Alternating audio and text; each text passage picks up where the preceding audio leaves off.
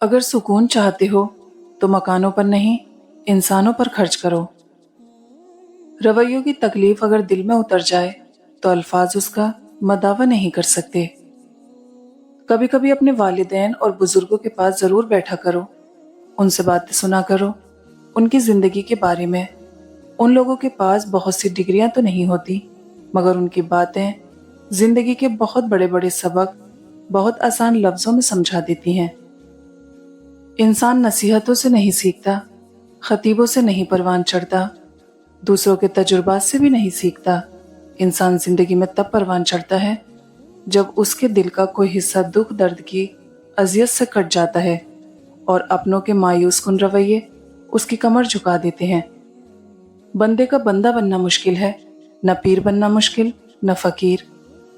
زندگی ہمیشہ ایک سا رنگ نہیں رکھتی، کبھی اتنی مہربان ہو جاتی ہے کہ یوں لگتا ہے کائنات میں کوئی غم نہیں، اور کبھی یہ یوں رخ بدل لیتی ہے جیسے مسکراہٹ کبھی اس کا حصہ ہی نہ رہی ہو۔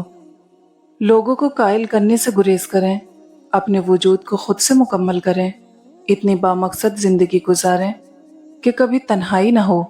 لوگوں کے پیچھے محبت کا کشکول لیے پھرنے سے کہیں بہتر ہے کہ خود کو سمجھیں، خود سے محبت کریں۔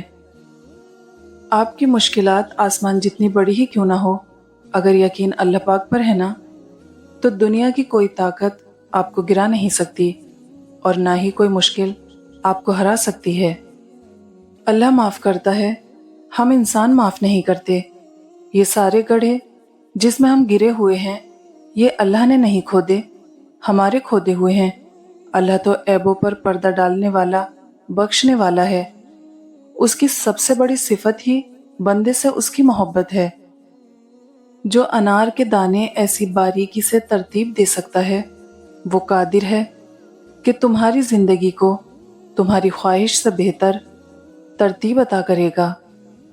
تلاش اس کو مت کرو جو دنیا میں سب سے زیادہ خوبصورت ہو، بلکہ تلاش اس کو کرو جو آپ کی دنیا کو خوبصورت بنا دے۔